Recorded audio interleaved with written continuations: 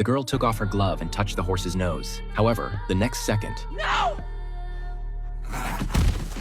the horse instantly collapsed to the ground and lost its life. This little girl's name was Anna. Since birth, her mother had made her wear gloves, and she was absolutely forbidden to remove them, whether eating or sleeping, because once Anna touched any living object, it would die instantly. The residents of the town treated her as a monster, and some even issued warnings to the mother and daughter on the street. You bring that thing into town one more time, and I'll have you both strung up.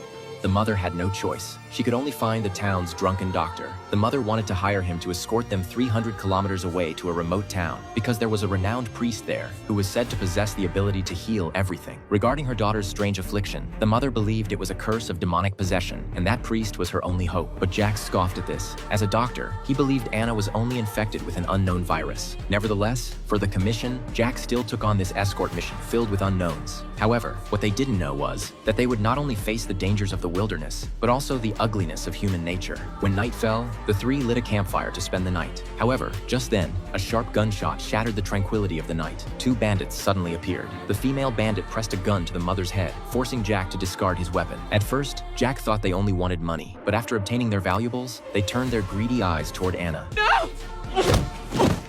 Always wanted me a little girl. I'm very womanly in that way. No! At this critical moment, Mark, who was passing by, immediately rushed out. He immediately grappled with the bandits. In the chaos, the male bandit's gun accidentally went off and wounded his companion. The female bandits screamed and fled in panic with all their food and water. At the same time, Anna endured the pain and grabbed the scorching gun from the fire, then sent the male bandit to meet God. The crisis was temporarily resolved, but they had also paid a heavy price. All their food and water had been taken. In this arid desert, this was tantamount to a death sentence. Just as everyone was on the verge of despair, fate seemed to give them a glimmer of hope. They discovered a campsite ahead. An old woman lived there with her son and daughter. But strangely, the old woman's son always had a burlap sack over his head, while her daughter sat in a chair with vacant eyes, like a soulless puppet. Although it was very eerie, the old woman's abundant water supply made the group lower their guard. Just as they were chatting pleasantly, Jack got up to use the toilet, but he inadvertently discovered a baby cradle. Yet there was no baby among the old woman's group. Why would there be a cradle? Thinking of the unidentified chunks of meat stewing in the pot, a horrifying thought arose in Jack's mind.